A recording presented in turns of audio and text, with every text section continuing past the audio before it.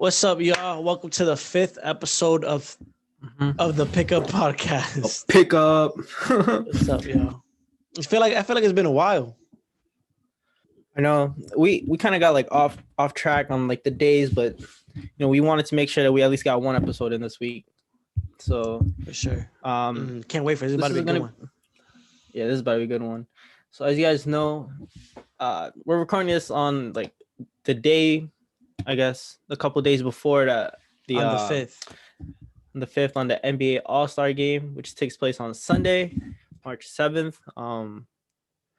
And all the teams right now, they played half of their season, and I think some teams underperformed, some teams passed like their expectations. And we're gonna get into it in this episode. So we hope you guys enjoy this one. Let's get right into it. So, the Celtics played yesterday against the Toronto Raptors. Yep. And we actually beat them. We beat them 132 to 125. I feel like every single time we play them, it's always like a high scoring game. Like with Toronto, especially Toronto. It's always going to be a high scoring game. And that marks like the last couple of games we won. So we're kind of out of that, we are out of the missing the playoff, like that scary moment. We're back into like a top 4 seed, but it's still not necessarily a safe position because we're just like a game back from the New York Knicks catching up, or even the Hornets. So definitely we shouldn't feel safe, but we're definitely a way better place than we were last time. Mm-hmm. I think Brad Stevens said this before, like these last 4 games or these next 4 games is better like define us as a team. And we stepped up. We came back, won 4 straight games coming into the half. And I think they played like the Celtics. Like they played with a team that has to play hard. I think every single quarter, no matter first 3 quarters, matter like first quarter, they got to play hard every single quarter, because this is like a season where they're not that good at the fourth quarter. They struggle at trying to defend in the fourth quarter, and they struggle at getting shots in the fourth quarter. But these couple of games, it kind of showed that they were able to keep up with other teams, which I was really happy to see. And a lot of players stepped up. Yeah, I want to give some credit to Kemba Walker, who put some respect on man's name. Yes, what I mean? Yeah, because in the beginning of the season, a lot of people been, including us, we were, critical of Kemba because we know he could do better. But the last game, he didn't play that well. He had 15 points on, like subpar shooting. But the game before against the Clippers, he had 25. He had 21 against the Wizards, 32 against the Pacers, 21 against the Mavs, 28 against the Hawks. So yeah, he's starting to step it up. And these are all games where he not only he's scoring, he's moving the ball. He's creating easy shots for like people, for our role players like the Ojales, the Pritchards, and he's bringing that energy, which is something that we're missing because Smart is out, and and the consistency with Walker too.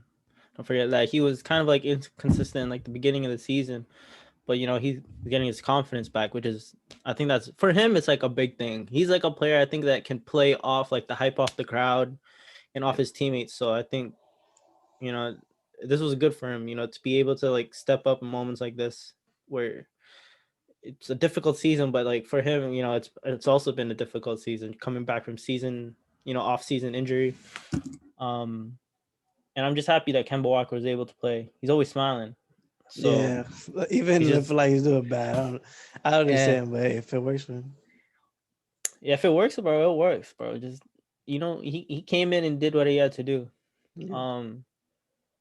And then Brown and Tatum are still doing their thing. They each dropped 20 plus points last game. And I think last game, how many people? 1, 2, 3, 4, like almost 8 people had double digit scoring. That's a lot. Yeah. And I think what underrated thing that in the past 4 games was our bench. I think our bench stepped up a lot. each player was out there, moving the ball around. They were getting their shots in. Daniel Tice was doing really good for a couple of games. He at one point he got like 20 plus points, and you never see that from Tice. But he's been able to shoot this season, which was really good. And Jeff Teague, we were talking ish about Jeff Teague, about like he's whack, but we needed him to step up, and he was able to do it big. And that's I'm just happy to see that. Yeah, and another, I want to give highlights. Robert Williams, who off our bench is one of those people who gives us energy. Especially when he's on the floor, he's always like, or he's most productive when he's having tough boards. Going for those alley oops and like like dunking it down hard and like giving that energy. He has that same effect like a Marcus Smart. Obviously, he's not as good of a defender, at least perimeter wise, as Marcus Smart, but he's always energetic. He's running back and forth from from baseline to baseline, always running, and that's something that I want to see in our Celtics if they want to continue to prove that we're not as bad as we've been looking. And I think also we got to give credit to Brad Stevens. He was able to bring his guys back together. I think he found out what he had to do to fix it, to fix the team, and these 4 games he was able to like implement a plan. I don't know what plan it was. I think it was just move ball around, don't take good shots, and I think that's what they had to do. Because I felt like the Celtics were just trying to buy a bucket every single game. Like they were just forcing themselves with the like trying to get a basket. And this team I feel like works better when everyone is moving around, when everyone is like getting the ball, touches on the ball. It's not the ball just moving through Jaylen and Jason. And I think the Celtics played as a team, which is that's what they have to do. But yeah. And we're going into the half. Not what updated record 19-17. Yeah, and Marcus Smart I think is gonna also. The last I heard is that Marcus Smart is gonna be available after the All-Star break. So that's just gonna make us even better of a team. I wonder how this half is gonna go. I think we're gonna do solid at the half.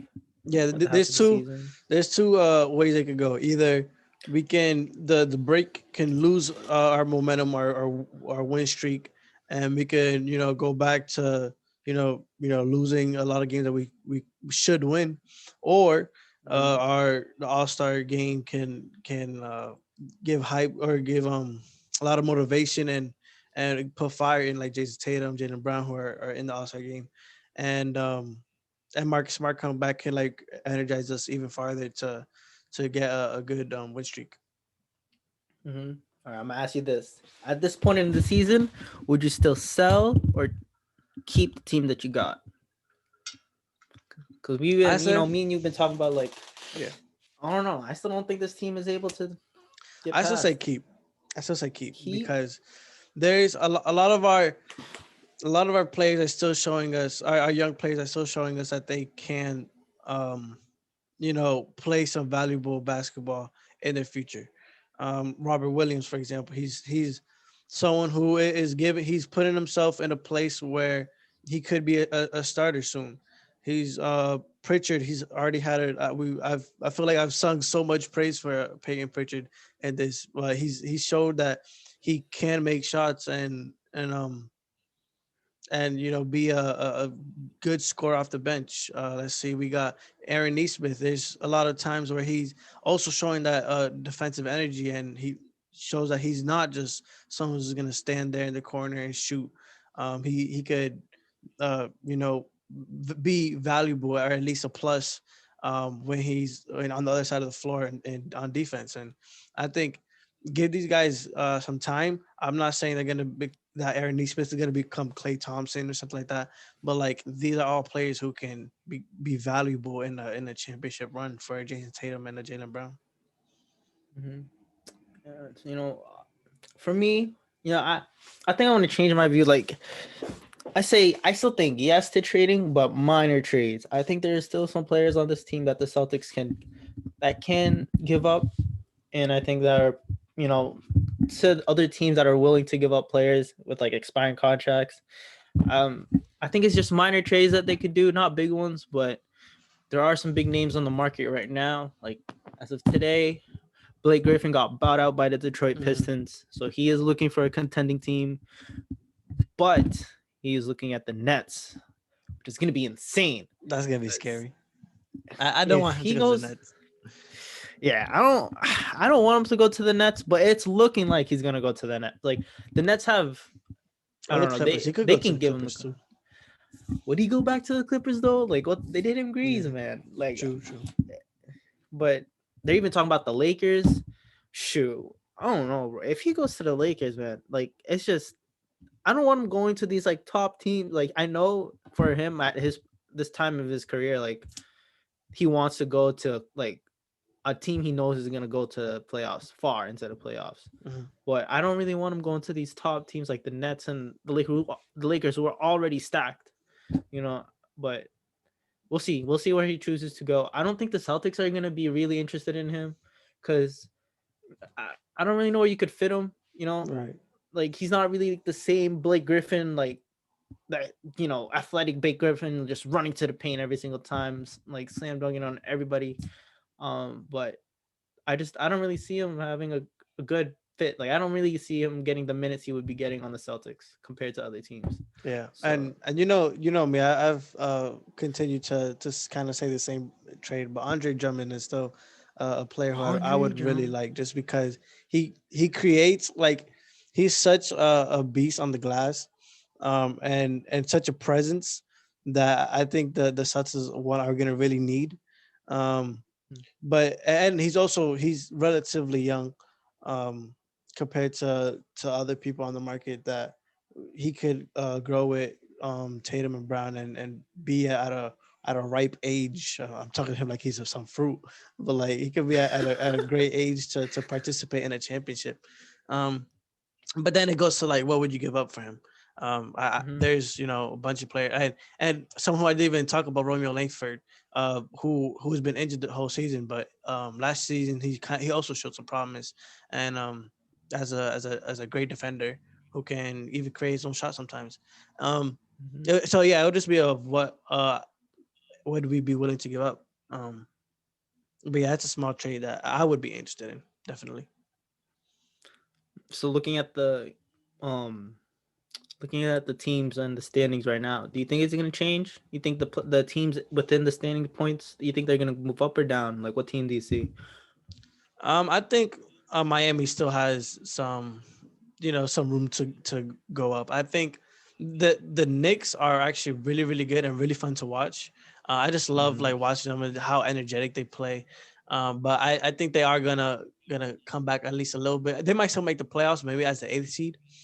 The Hawks, I think, might come back in there. Slip in. Yeah, I think the Hawks are gonna slip in. Maybe in the place of the Hornets, not necessarily at the sixth seed, but maybe like as a 8th seed, just because of how they're struggling right now.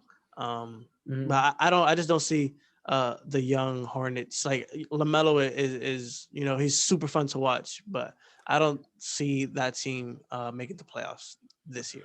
For me, I think we could switch around. Maybe the Hornets with the Pacers, or and Toronto. The Pacers, yeah, I didn't even realize that the Pacers were. No, yeah, that makes everything complicated. Yeah, I think that Pacers are probably definitely gonna make it. Yeah.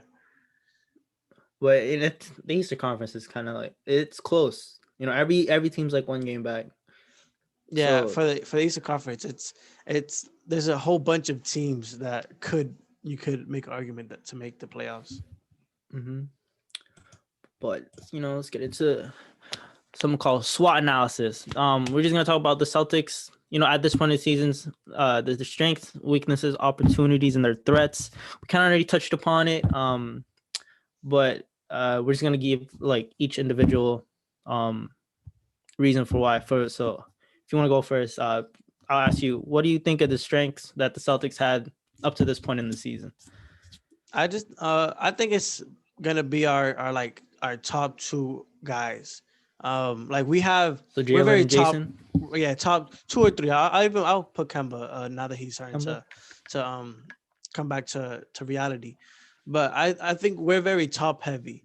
And it's not So she it's said. not a it's not a question of if Jaylen Brown, Jason Tatum, or Kemba Walker, which I actually want to talk about Jaylen Brown a little later. It's not a question of if they're good enough to be our top three. I think it's a question Mm-hmm. of uh, how they can incorporate everyone else. And Mm-hmm. this is a strength, so I'm gonna maybe I guess save that for later. But I just think Mm-hmm. our those three guys, I think they really work together. Just because I, Kemba can move the ball, Jaylen Brown can work on and off the ball. And yeah. mm. I kind of agree with you, but I think you're kind of missing one key player is that we're getting back Marcus Smart. We're getting True. back that that key player in the Celtics. So I think having having all those players coming back halfway into the season, you know, I think it's gonna be really good. All these players. Hopefully, Romeo Langford comes back. We get to see what seeing all those players coming, getting back healthy. I think is gonna be really good. Um, Touching upon Jaylen Brown, I think he stepped up. That's one of the best strengths that the Celtics had. He stepped up this season. He was able to come back and be the player, that the number three pick in the draft, and he's really showing everyone why he is the number three pick. So getting into the weaknesses that the Celtics have, I still think that they don't have that dominant, like we said, like that big dominant presence in the paint. I like Tice, I like Tristan. They play hard, especially like Tristan Thompson. Mm. He's always fighting for those rebounds. But going against other teams that have that dominant big, I just don't see that. I just don't see them like defending that player at all. I just think that the Celtics need to, they need some like strength on that team. They need some bodies on that team that's able to um take the paint. Um, yeah, another weakness I would say is you kind of talked about it a little bit with the bench, but kind of like to be more nuanced, I would say bench experience because Jeff Teague, I guess, is an experienced veteran point guard, but he's not very good right now, and we haven't been giving him too much minutes. So I think like in terms of like our bench is very young right now. We have like the Robert Williams, the Pritchards, the Neesmiths who are given Ojale even who are getting like good bench minutes, but are not necessarily order or experienced. So I think where they need to grow is like, oh, where am I gonna when I'm gonna pass the ball, when I'm gonna take the shot. Because Pritchard especially, he takes a lot of shots where he's like, okay, I think you can move the ball a little more. You could dribble it, maybe drive, maybe pass out of it. And sometimes he dribbles too much and he's like, oh, okay, maybe shoot that or something like that. But yeah, definitely. Mhm. And with the trade deadline coming up, the Celtics have, for opportunity, I think there are some key players that teams are willing to trade. There's players that the Celtics I think can pick up that will help them in the long run.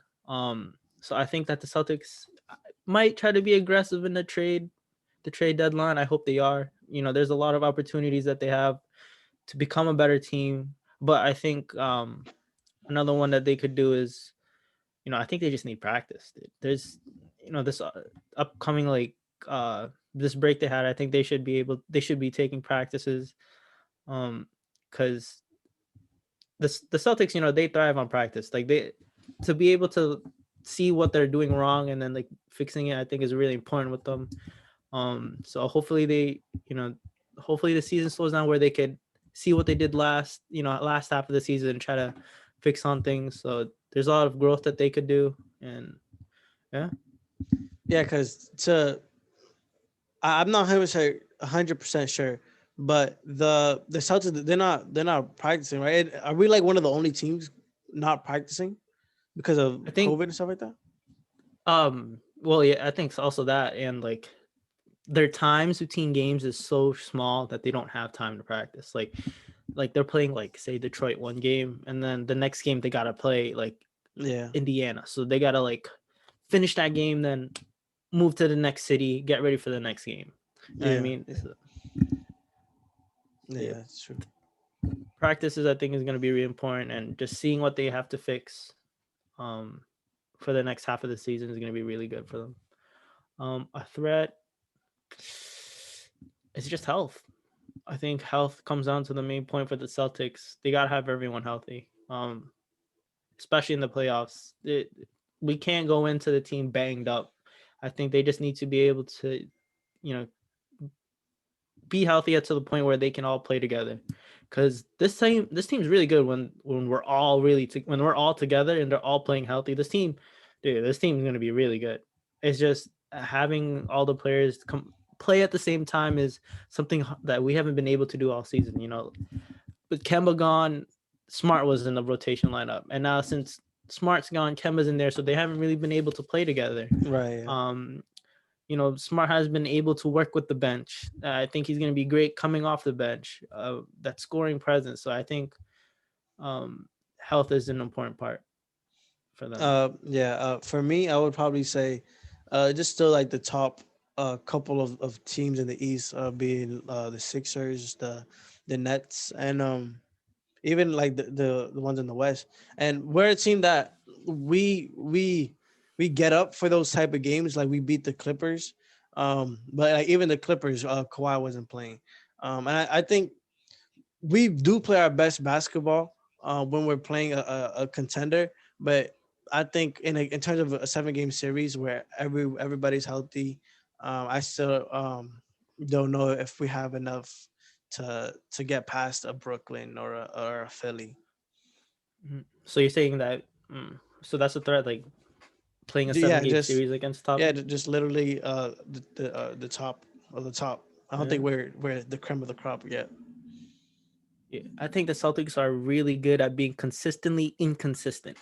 If that makes sense. You know what I mean? Like, Surprisingly, they, yeah. yeah, like they got to be consistent coming off the floor, dude. Like every single game, they got to be you know, making their shots, running back and forth, playing defense. And not just that, when it comes down to a 7 game series, you gotta play that team again. So Yeah. they can't be doing the same thing. They can't be moving the ball side to side, always going to Jason and Jaylen. So I think they just gotta be consistent together as a group, and it's gonna help them a lot. Um, Yeah. but enough about that. We are in the half of the season, and we got some mid-season awards to go through. So me and Jose, we came with a list of players that we think that deserving of these awards midway into the season, and I think that I did I think that the choices I made are pretty good. I can't wait to hear yours. Maybe ours might be closely the same, but it might be different.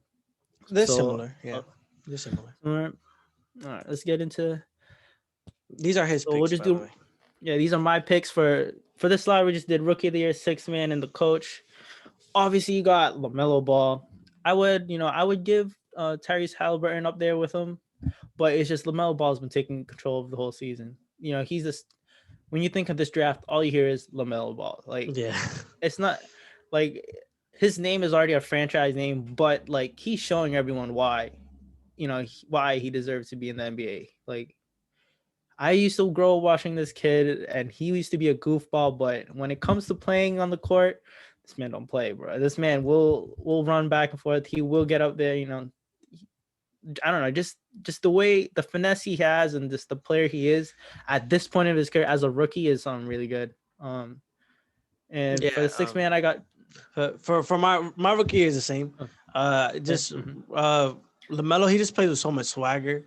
yeah, He's always there was the Stephen A quote that was Lamelo is what we were promised of Lonzo, and it's just that's because Lamelo is just so fun to watch. He's always just like going for the like he's always like going for the ball. He never gives up on a play, and it just really mhm. it's really fun. And even the where Charlotte is right now, a 6 seed, is somewhere that is something that's surprising. But yeah, definitely give some respect to Tyrese Halliburton. He's someone who I really really like. Emmanuel Quickly is another person I really like. Anthony Edwards had one of the best dunks I've seen in a while, so shout out to him. Mm-hmm. But yeah, definitely LaMelo for this one. Mm-hmm. I think the reason why LaMelo sticks out the most out of all of them is because he makes his team so much better. Yeah, He makes it like the position they are in the standings right now is largely due to I think because of LaMelo. He has a spotlight on him and he's not shying away from it. So he's making his team a great team for the future and a great team to watch, especially. That's a key part. Like it makes you want to watch the Hornets. You know what I mean? So that's deserving for Rookie of the Year. Um, for six man, I got Jordan Clarkson. He deserves to be a star in this team on any team, but I think his role as a bench player coming off for the Utah Jazz being the number one seed, and be coming off the bench as that deadly player that can, get a bucket for the team. I think is going to be really good. It was either him and I kind of made weird sense, but I kind of was going to choose what's his name, Harrell from the Lakers. I was going to choose him as my second, but I think Jordan Clarkson is just deserving for a six man. yeah. For me, it's easy. Easy Jordan Clarkson. Maybe it's a little biased because I'm a secondary Jazz fan, but I think Who chooses the Jazz, bro? What? Freaking LeBron. Yeah, LeBron. He was like, man, who chooses the Jazz in 2K, man? I choose the Jazz in 2K, man. Put some respect. Way, yeah. But when you ever really choose the Jazz? What? You really choose the Jazz in 2K? I like the Jazz, man. But yeah, Jordan Clarkson is just someone who he's leading the league in bench scoring. He just plays with so much swagger, just like LaMelo, and he's a person that could catch foul at any second. Like there was a game against the Celtics. The game against Celtics, he was shooting like 2 for 7, and then he still had the confidence to like shoot a tough like driving to the corner, step back type of crossover type shot, and he made it. And then he was like, on the floor like celebrating, and it's like you can't ever like count him out, and he just brings so much value to that team. So getting into the yes, I picked the Jazz. Yeah, the Jazz. Hey man, I want to see you roll with the Jazz. We'll see. We'll see I what like the Jazz are. a lot. Donovan Mitchell's one of my favorites, and yeah. He got ejected that game against the Sixers, bro. I don't know how he got ejected. Soft call, but after in the post-game interview, he was heated too. Well, getting into Coach of the Year for me, it's Doc Rivers. Being cut from the Clippers last year, they underperformed. Everyone had to put the blame on somebody, so it was Doc Rivers. So he got the boot out of the Clippers, and he's went to a contending team with the 76ers, and they're the number one seed. So I don't know. I think like he deserves to be Coach of the Year because, bro, they kicked him out, and he just went to another team and took that team to their number one seed. So I think that's a reason why the Sixers, they're kind of almost like the same team like last year. But I think it's just that coaching staff they needed a better coach, and that's why they brought in Doc Rivers. Yeah, for me, I'm in between two. For there's one is Quinn Snyder. Again, maybe show my Jazz bias, but they're right now the maybe they're right now the one seed where no one was really expecting them. People are still kind of like doubted them or disrespecting them, and they just continually show people why they should be taken seriously, and to be on top when there's in the West where it's very like top heavy, when we have like the Lakers, the Clippers, even like the Trailblazers, the Nuggets, who beat them last year in the playoffs. It's very impressive for them to be the one seed. But the other coach that I had is Tom Thibodeau, just because of how well he was able to turn around the Knicks, and with not much roster updates. I'm gonna add, just because he has them playing. He got his man Derrick Rose. Yeah. He got his man back. But even before that, they were winning. And a shout out to Tom Thibodeau because he has his players playing defense, playing hard. And he gets a lot of criticism for playing his guys a lot of minutes, and not giving a lot of time to the end of the bench. But hey, it's his work is right now is showing right now, Mm-hmm. and I think they were the fifth seed, or Mm-hmm. they're in the playoffs, which is better In the than playoffs, yeah. that the Knicks have been in a while, and yeah, that's really impressive. Mm-hmm. There was a video I saw on Twitter of like the Knicks going over 500, bro, and New York was partying. Like there's people on their Yeah, seats like dancing. They're like the Knicks are over 500, but the Knicks deserves to finally get like after so many years since like what 2012 after Carmelo, yeah, they just been on a downward slope, but they've been able to come back with a young team, and I would give it to Tom Thibodeau. He's playing with a young team, and they're playing for a coach that they want to play with, like yeah. they've played for. So And I am gonna add that if this is only as long as he keeps up, being in the playoffs, just because if he ends up dropping, or his team ends up dropping, um, and come back to a little more to reality, like I was expecting early in the podcast, then I don't think obviously he shouldn't deserve coach of the year. But as of right now, if his team continues to succeed like they are right now, because their mm, expectations were so low, I think that's enough to warrant coach of the year. coach of the year. All right, let's get into the next three. This is like the main one. Got defensive player of the year, most improved, and the MVP.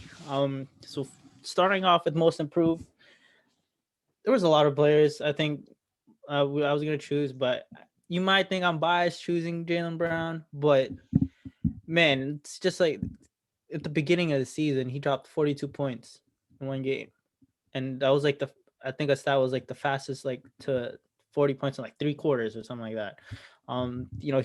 He was able to take his game to a whole like different level that I didn't think he could be able to like spot up and shoot like that. I thought he was more of like like a driving player. He was able to hit the mid range, but this year his numbers went up, and I think he stepped up for the Celtics this year. Um, and another player that I might also give it to, um, I would kind of give it to what's the name, Zion. My Um, my I feel like I always have two players. I guess I should probably, if I was to choose one player, it would be Jeremy mm, Grant, just because um, he's someone who last year he was a role player, a very very good role player on a Denver Nugget team, and going to Detroit, a lot of people were like, like not a lot of people see a lot of people seeing the number one option, um, mm, that he could be. But he's really just showing. He's just really balling right now. Um, he's averaging, I'm pretty sure, 23, I want to say, and mm, from like 12, and that's most approved worthy. And then the other player is Julius Randle, just because he um first time All Star. first time All Star, and he's added a whole level to his game in his playmaking that a lot of people wouldn't have expected. Um, but before we get on to MVP and Defensive Player of the Year, I wanted to ask you, because I see that you had Jaylen Brown as your most improved, and Mm. I'm curious. Do you think that Jaylen Brown is starting to slow down a little more, that a little bit now that especially Tatum is going up? Because in the beginning of the season, he added a level of scoring. He became a way better scorer, having averaging like 27, 26 a game. But right now, Mm. recently and we've been winning, so it's not necessarily like a bad thing for Jaylen Brown. Mm. But he's been scoring less. He's still moving the ball, which is props to him, and defending well. Um, Mm. and our team was winning. But I was personally thinking that maybe he's starting to slow down a little bit. Uh, I think at the beginning of the season, with Tatum not really doing that good. Remember when Tatum was like kind of on a Yeah, slope too? They and then he needed a was out player to because of step COVID up. too. And I think once you take out Jason Tatum as your number one option, who's your next option? Jaylen Brown. Right. And I think when he took that, when he took that role to become the next number one choice on the team, he took advantage of it. He was dropping buckets, Yeah, for and sure. like he was, he's kind of going on a downward, not really going down, but like going up and down steady. But I think for him, he knows his role as Jaylen and Jason as the top two players on the Celtics, and um I think he kind of already knew that this is kind of like Jason's team. Yeah, But he, he does what he has to do. He doesn't shy away from, he doesn't change the game that he plays. But I think lately he's been a reason why his numbers were kind of going down is, I think they've been learning to move the ball around more. The ball's not always going towards him. It's not always going towards Jason. He's been learning how to move the ball around, getting players to move and, get some touches. So I think maybe his touches per game might have went down, but I'm seeing him move the ball around. He's playing a lot more defense. You know, so I can't discredit his shooting, but I think you got to give credit to the other things that he's been trying to do for the Celtics. To for win sure. games, and he's not the most like vocal person, but they know he knows as an individual that he has to be better, and that's kind of what his role model is like. You just got to be consistently better every single time. Yeah, another thing to push back on Jaylen Brown is that he he isn't like his last season isn't as bad as a lot of other people's like last season was. So like while he right now he may still be better than um uh, a Jeremy Grant or Julius Randle, because last year he was still a 20 point per game scorer on amazing defense, um and he was still like a very good player. That's why I kind of gave the edge over to Jeremy Grant and Julius Randle. Mhm. So getting into defensive player of the year, might kind of this was kind of hard because I was also gonna give it to Joel Embiid, but then again I was looking at the stats for Miles Turner when he's averaging like 4.3 blocks, which is absurd per game. I think you could also throw in Rudy Gobert, but shoot, Embiid just dropped like how many points on Gobert, so he's Rudy Gobert is kind of soft. But I think Miles Turner deserves it. I think he became sure, but he's also great on defense. I've been watching a couple of the Pacers games, just to familiarize with him, and he gives them that defense, especially with Sabonis also being there. Sabonis isn't as strong or big, but they also got a great player in Miles Turner. I kind of wish the Celtics were able to snag Turner Same, from the same. Pacers. I think would have been a great addition to this team, added great depth in shooting as well. But his defense is really good. So yeah, I kind of wish Marcus Smart came back. Maybe I would also give it to Marcus Smart because he every single year, man, he deserves to be in Defensive Player of the Year conversation. Um, and I think with defense, you know, you got to have that mindset of taking charges as well. You know what I mean? Mm. Like doing the dirty work, and that's kind of what I contribute in the defense is like being able to do the dirty work. The players don't usually do, taking charges. So yeah, what Miles Turner I think is defensive player of the year Yeah, worthy.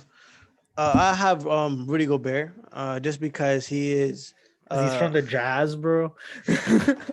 because his team is a top defensive team, and he's the anchor of it. He took a step back offensively a little bit, but he's still a threat that because of him, like the Jazz are so much better, and he's a threat. He'll block shots, he'll rebound the ball, and he does all those little things that get him disrespected uh, by people like you. Not joking, but he's definitely someone that defensively holds that Jazz team together, and because I always got two.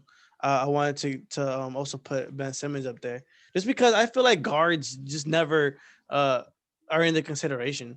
And Ben Simmons is someone who he like Marcus Smart can guard anybody, take charge. He's always energetic. rebounding the ball, pushing the ball, perimeter defense, blocking shots, and all that. But if we go to MVP, I also had Joel Embiid just because he's been leading the 76ers, and he's leading the 76ers right now. He's doing it, kind of at all levels right now. He's shooting the ball well, and he's just way more confident. Like right now, that shot against the Jazz to send it to overtime was like he pump faked, ran to the 3-point line, shot the three, and it was such a he's really showing everyone why he's such a dominant big. He's not just that paint beast presence. So he got a shot, man. And when do you ever really see a center becoming the most valuable player? It's been a while. Yeah, it has been a while since like Shaq. Yeah, and Joel Embiid deserves this, man. Like every single year, he puts in his effort. With the Sixers, they haven't been able to pull through for him, but he plays hard. I think he gets a lot of credit from a lot of NBA players, legends as well, like Shaq. Shaq gives his credit to Joel Embiid every single time, because he sees that Joel don't play well. Like he gives you the work in the paint, and also from shooting, he's able to make he's able to shoot shots that a center shouldn't be able to make at this like whoa, like he can make that shot, almost being 7 foot tall, and like him being with a big guy. Too. Yeah, and he's able to run down the court and really fast at with the ball, which is pretty good. So I think you could toss him up with maybe the Joker. But I just think that with Embiid being the number 1 seed, MVP goes to him. Yeah, I also really like the Joker, but I just think his team hasn't been performing to the level, and Joel's performance and his team success is something that gives him the edge here. LeBron's another person in consideration, but because his team is kind of going down without Anthony Davis, is kind of bring him down in the MVP conversation. Do you think Embiid is going to stay MVP? Honestly, I do think so, just because I see the success of the 76ers being a real thing. I think they are a legit number 1 seed, and they're gonna continue to be number 1 seed for a while. And I think something like underrated that people don't really say about him is that he's durable. Like he's this season, yeah, he's been durable this season. He's such a physical presence that he's still able to come and play like 30 minutes every single game. I think that's a key reason why that they're doing good is because consistency of him being durable, being able to take the hits in the paint, defending the paint, dunking on people in the paint. Credits his health. He wasn't healthy before. He's always out of shape, but now you could tell he's been in the gym. Yeah. So I think, but that's kind of all we have for this episode. So we got the All-Star break coming up on this Sunday. It's gonna be a really good one. I think that starts at like 5 o'clock. I don't even know, because there's 2 events coming before. So I think it's gonna go the dunk contest. No, I think that's halftime. So I think it's gonna be the skills challenge and the 3-point contest, and then we got the NBA All-Star game, and then halftime is the dunk contest. Yeah, I don't really know about the dunk contest. And by the way, I just got the notification saying that Mike Conley's gonna replace Devin Booker. Yeah. And I think last night we had like each captain choose their team. Yeah. I don't know. I think LeBron's team is looking nice. I also think LeBron's team is. I think KD was at a disadvantage because he's not able to play. Yeah. If KD was playing, go ahead. I think they would have. But if KD was playing, the team drafted was really good. He kind of drafted a team that he wanted to really mostly play with, not like who's ever in the top of the board. Yeah. He got his boy Kyrie to play with him, which I was surprised. I'm like, I mean, it makes sense. They're Yeah. Brooklyn teammates, but if KD was able to play, and if I think who drafted Anthony Davis? Was it Nobody, because of it showed up as uh, Devin Booker, and KD Devin Booker? chose Devin Booker. Or I guess now it's Yeah, gonna be Mike Conley. like I mean, if originally they had the person which They was have Anthony three All Davis, Stars. I just realized. who The Jazz. the Jazz? They have three All I Stars now. mean, Hey, the Jazz number one remind me of the seeds. Atlanta Hawks from Yeah. like what that season where they Atlanta Hawks were We like the had like number one five seed. dudes. Yeah. Yeah, We had five All Stars. but then they got kicked out of the first round or second round. So I Yeah. think the Utah Jazz is just overhyped. Maybe at one Let's see. point Let's we'll see. see the Let's see, playoffs, man. man. But We'll see real who really quick, chooses them in before we 2K. end it, I wanted to kind of be disappointed, like on the podcast about the dunk contest. I just if he was to guess how many, I already texted you, so I guess I spoiled it. But Mm. there's only out of all three of the dunkers in the dunk contest, they've only had a total of 20 in-game dunks in a regular season game, because Obi Toppin has 18, Anthony Simon has 2, and then Cassius Stanley has 0 because he plays a lot of G League and he's on a 2-way contract. He averages like 3 minutes a game. Don't get me wrong, a lot of people are saying that he has hops, and he's a sleeper. But right now, I'm sleeping on him, frankly. Just Yeah, because bro. I'm Doesn't the G League have disappointed. their own All Star thing? Like, put him in the G League All Star. Like, bro, why are you coming into the NBA like that? I think there's so many other players that, like I said, Javante Green from the Celtics. I think This man's he in could get love up with there. this. Hey, Javante, don't sleep on Javante. He's nice. Yeah, He got some he bunnies gets up up there. there. Yeah, Also I think on the All Star games, I'm gonna be excited to watch is the 3-point contest yeah. because we The got the real dunk contest. Jalen and They got the real Jason. dunkers over there. Jalen and Jason also are, two Celtics players playing in the 3-point contest. I think the last time they did that was with Pierce and Ray Allen, Yeah. which was really cool to watch. But I was really, really surprised they put Who do you got for the Jalen 3-point and Jason. contest? 3-point Steph Curry. Yeah. Yeah, I have Donovan Mitchell, just because I'm not saying he's a better shooter than Steph Curry, but just because he because. plays for the Utah Jazz. No, that's not why. I mean, hey, I do like these, but like the best shooter doesn't always win, because if that was the case, Steph Curry would win every one. But he lost to Joe Harris, he lost to Devin Booker, and who I guess is not gonna be in there anymore. But like the whole point is like he's not who's like invincible. second in the league? Who's second all time in 3-pointers, man? Steph Curry. And he did play with Klay Thompson, and against Klay Thompson that 3-point contest, and Klay Thompson did win that one. But I just think like all of these players are like in 2K there would be like 99 open 3. Like so it's like it doesn't really actually matter. It's really just who's on fire at the time, and that could be anybody. yeah, that's true. We'll see. We'll see how the NBA All-Star thing is gonna go. I think having it on one day is gonna be action packed. It's gonna be a lot. Yeah, definitely.